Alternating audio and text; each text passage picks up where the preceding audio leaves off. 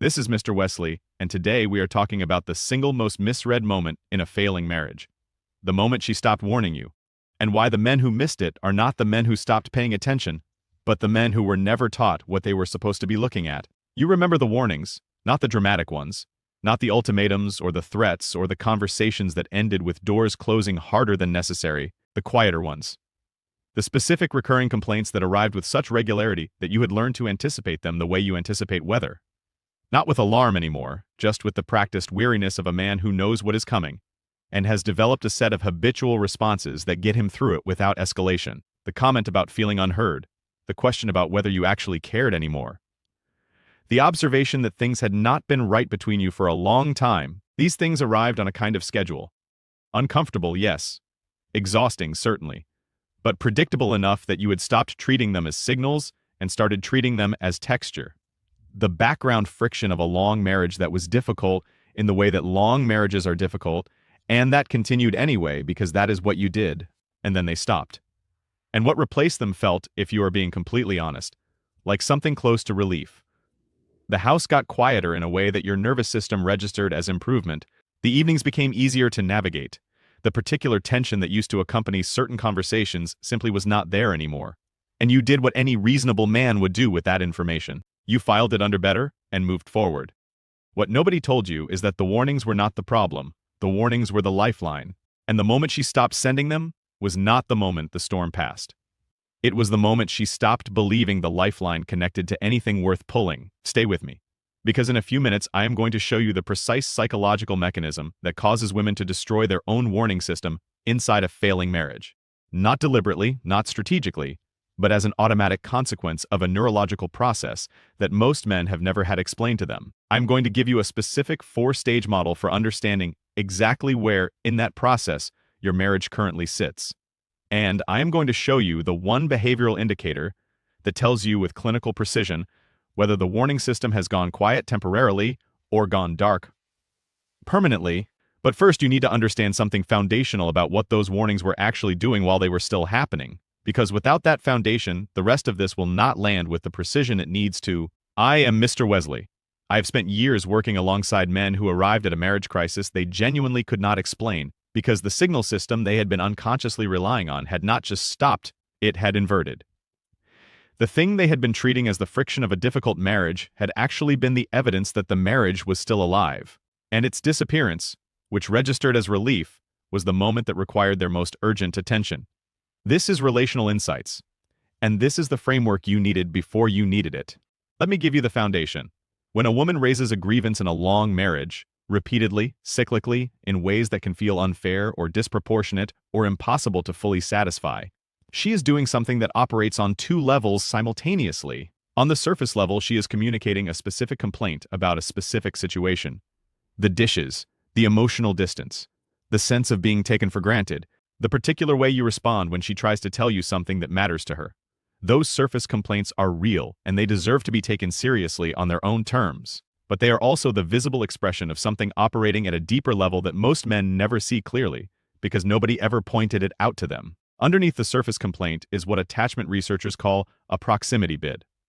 A signal from one attachment system to another that says, in the only language available in that moment, I need confirmation that the connection between us is still real. I need you to turn toward me in a way that registers. I need to know that what happens between us matters to you in a way that costs you something. The complaint is the vehicle. The bid is the cargo. And your response to the bid, not just your response to the surface complaint, but whether you turn toward the underlying signal or away from it or against it, was being registered and accumulated in her nervous system with a precision that neither of you was consciously aware of. This is not abstract. It has a documented mechanism. Relationship researcher John Gottman spent decades studying what he called the bid and response system in long-term couples and found that the accumulation of unmet bids that were deflected, minimized, dismissed, or met with defensiveness rather than genuine engagement, was the single strongest predictor of eventual marital dissolution. Not conflict frequency, not the severity of individual arguments. The bid-response ratio. The consistent pattern of whether one person's reaching was met with turning toward or turning away. And in most marriages that eventually end, that pattern has been running in the wrong direction for years before anyone identifies it as the mechanism of failure. The warnings she was giving you were bids, every single one of them. and the moment she stopped giving them was the moment her bid system crossed a threshold that most men in this situation do not know exists. Here is the four-stage model I promised you. These are the four stages of what I call warning system collapse in a long marriage. Understanding which stage your marriage is currently in is the most practically useful thing this video can give you. Stage 1 is active signaling. This is the complaint phase most men are familiar with. She is raising issues, bringing grievances, expressing dissatisfaction with regularity, and sometimes with intensity. The bid system is fully operational. She is investing significant emotional energy in the attempt to reach you. The marriage at this stage, however uncomfortable it may feel to be inside it, is in a recoverable position. The signal is live. The channel is open. The energy she is spending on the attempt is evidence of continued investment in the outcome. Most men experience this stage as the problem. It is not the problem. It is the last clear evidence that the marriage still has movement in it. Stage 2 is signal degradation. This stage is almost never identified in real time, and it is the stage where the most consequential movement happens. The complaints do not stop at stage 2. They change in quality. They become less emotionally charged, less urgent. She raises issues with less intensity than she used to, and the frequency begins to drop. The intervals between complaints grow longer. You may notice this and interpret it as improvement, as though the reduction in intensity means the issues are resolving. They are not resolving. The intensity is dropping because she is running low on the biological and emotional resources required to maintain high-intensity signaling against a return that has consistently fallen below what the investment justified. The bid system is not healing, it is fatiguing, and a fatigued bid system does not recover on its own. It either receives a significant and sustained intervention, or it moves to stage 3. Stage 3 is what I call the false calm. This is the stage that costs men the most because it is the stage most consistently misread as improvement. The complaints have largely stopped. The house is quieter. The evenings are easier. She may be warmer in certain ways than she was during the active signaling phase because the exhausting cycle of complaint and defensive response has ended, and what replaced it on the surface has a texture that feels like ease. But the ease is not the ease of resolution. It is the ease of a system that has stopped fighting. She has not resolved her dissatisfaction. She has redirected the energy that was going into the bids into the construction of a separate interior architecture.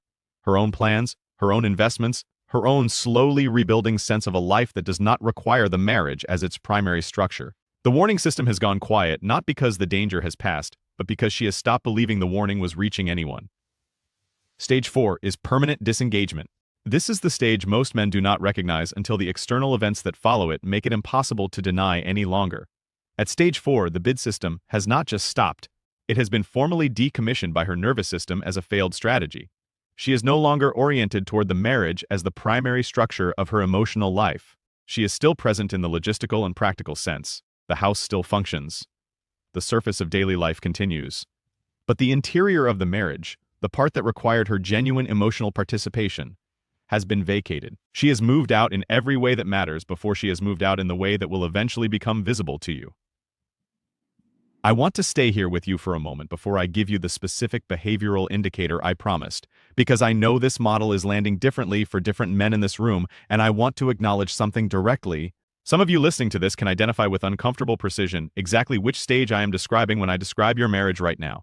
Some of you are in stage 2 and did not know it until just now. Some of you are in stage 3, and the recognition of that is arriving with a particular weight, because stage 3 looks so much like improvement that the identification of it as the opposite requires a kind of internal honesty that is genuinely uncomfortable to practice. And some of you know, with a clarity you have been carrying privately for longer than you want to admit, that your marriage is in stage 4, and that what you are listening to today is not a warning about something that might happen, but a description of something that has already happened while the external life continued to look normal. I want to say something directly to all of you, regardless of which stage you are in.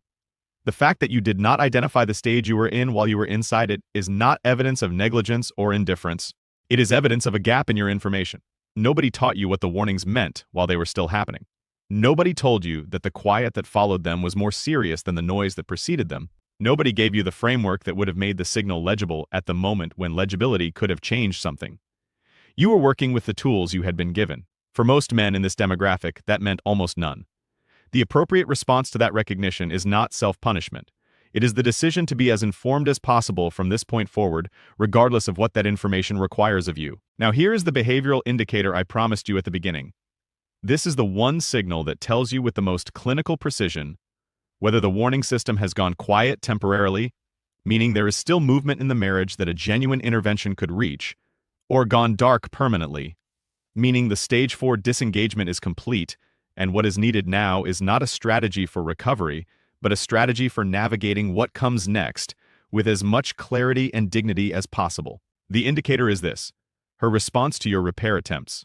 A repair attempt is any gesture, however small, however imperfect, however imperfectly timed, that reaches toward connection or improvement in the emotional atmosphere between you. A genuine question about how she is doing. A moment of physical warmth that is chosen rather than habitual. An acknowledgement of something she has said that lands as though you actually heard it. An apology that does not immediately redirect toward your own defense. These are repair attempts. They are not grand gestures, they are the small operational units of emotional reconnection, and they are the most sensitive diagnostic tool available to you because of the way they function differently at different stages of warning system collapse. At stage 2, repair attempts land imperfectly, but they land. There is a response. She softens, even briefly. There is a moment of genuine reception, even if it does not resolve the underlying dynamic. The repair attempt reaches her because the channel, though degraded, is still open enough to receive something. At stage 3, repair attempts produce what clinicians call flat effect reception. She accepts the gesture without it landing anywhere. You can feel the difference in real time, even if you cannot name it. The kindness goes in, and nothing comes back. Not rejection, not hostility. Something worse than either of those. A kind of pleasant neutrality that has no temperature. The channel is not closed, but what goes through it no longer connects to anything on the other side. At stage 4, repair attempts are not rejected and not received. They are processed as social information by a woman who is no longer emotionally present in the marriage in any way that can be reached by a repair attempt. She responds appropriately. She is not cruel. She is not hostile. She is simply not there in the way she would need to be there for the attempt to mean anything. And the absence of that presence, that specific quality of a woman going through the motions of a shared life from a location inside herself that the marriage can no longer access, is the clearest possible signal that the warning system is not temporarily quiet. It is permanently dark. If your repair attempts are landing at stage 2, you have a window. Use it with everything you have and use it now rather than waiting for a better moment that the marriage will not provide on its own. If they are landing at stage 3, the window is narrower and what it requires of you is more significant and more sustained than anything a single conversation or a single gesture can accomplish. If they are not landing at all, if what I described as stage 4 recognition is sitting in your chest right now, with the particular weight of something you already knew but had not yet allowed yourself to say clearly, then the most useful thing I can offer you is this: the end of a marriage is not the end of a life. It is the end of a particular structure. And a man who can see clearly where he actually is, not where he hoped to be, not where things looked like they were going 2 years ago, but where he actually is a man who can make real decisions about what comes next. Real decisions made with accurate information are the only decisions that produce outcomes you can live with. The warning system in your marriage was not your enemy while it was running. It was the evidence that she had not yet finished believing something was possible between you. Its silence is not the sound of a problem solved. It is the sound of a woman who finished waiting for a response that never came in the form she needed it to take. Whether there is still time to give her that response is something only you can determine by being honest about which stage you are actually in, but you cannot make that determination without knowing what the stages are. And now you know. A woman who has stopped warning you has not stopped feeling. She has stopped believing that what she feels is something you are capable of receiving. The distance between those two things is the entire map of what happened to your marriage. Drop a comment. Men, when the complaints stopped in your marriage, what stage do you think you were actually in, and what did you tell yourself was happening that kept you from seeing it clearly at the time? Subscribe to Relational Insights. Every week, Mr. Wesley breaks down the hidden mechanics of marriage failure and what comes after, with the precision that finally makes the invisible visible and the confusing impossible to misread